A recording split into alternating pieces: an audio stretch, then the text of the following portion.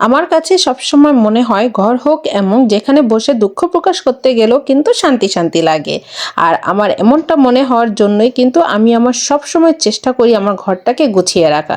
চলো আজকে আমি তোমাদেরকে আমার রুমগুলো শেয়ার করি। তো প্রথমে আমি ডাইনিং রুম থেকে শুরু করি। এই রুমটা হচ্ছে আমার সারা দিনের ব্যস্ত একটি রুম। আমি কিন্তু আমার সংসারে অল্প কিছু জিনিস দিয়ে সংসারটা শুরু করেছিলাম, কিন্তু আলহামদুলিল্লাহ একটি মধ্যবিত্ত গৃহিণীর জন্য যা যা দরকার সবই হয়েছে। মেন গেটের দরজা থেকে ঢুকতে দরজার সাইডেতে আমার এই শু ক্যাবিনেটটা রাখা। আমার এই শু ক্যাবিনেটটা অনেক বছরের আগে। তার উপরে কাচের বোতলে আমি মানি প্লান্ট রেখে দিয়েছি, আর এই কাচের বোতলের ডিআইওয়াইটা কিন্তু আমিই করেছি। আর তার পাশে পাল্ট্রি একটি শোপিস রেখেছি, এটাও কিন্তু আমি করেছি। আপনারা যদি এগুলো দেখতে চান তাহলে আমার পেজে দেয়া আছে, দেখে নিতে পারেন। তার পাশে ফ্রিজ রাখা, ফ্রিজের উপর আমি একটি সিঙ্গোনিয়াম প্লান্ট দিয়ে সাজিয়ে নিয়েছি। তার পাশে রয়েছে ভেসিন, সেটাকেও আমি আর্টিফিশিয়াল ফ্লাওয়ার আর মানি প্লান্ট দিয়ে সাজিয়ে নিয়েছি। এই পাশটাতে আমার ডাইনিং টেবিল রাখা। আসলে ডাইনিং রুমটা যতই গুছিয়ে রাখুন না কেন জানি ছন্ন ছাড়া লাগে, তাই আমি এটা সেটা দিয়ে একটু গুছিয়ে রাখার চেষ্টা করি। এখন চলে যাব আমি আমার ছেলের রুমে। এই রুমটাতে আমার ছেলে মেয়েরা পড়ালেখা করে থাকে। আসলে প্রত্যেকটা মেয়েরই কিন্তু স্বপ্ন তার একটি নিজস্ব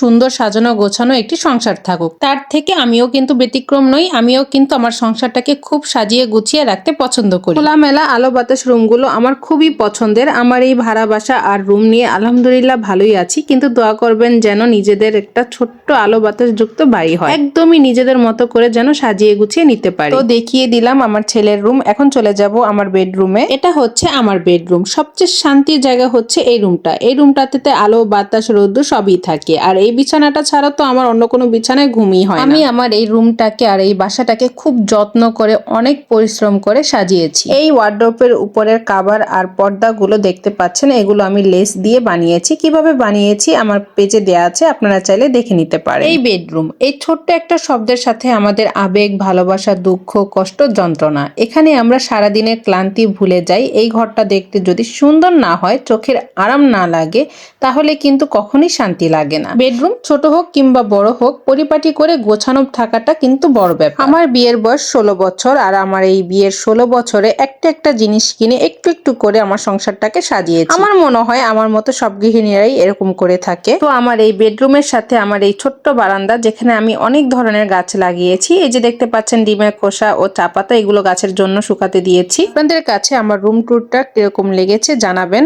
আপনাদের কাছে যদি আমার ভিডিওটি ভালো লেগে থাকে তাহলে অবশ্যই একটি লাইক করবেন, আর ইউটিউব চ্যানেল থেকে যদি দেখে থাকেন তাহলে চ্যানেলটি সাবস্ক্রাইব করবেন, আর যদি ফেসবুক পেজ থেকে দেখে থাকেন তাহলে ফলো দিয়ে পাশে থাকবেন। আজ এই পর্যন্তই, খোদা হাফেজ।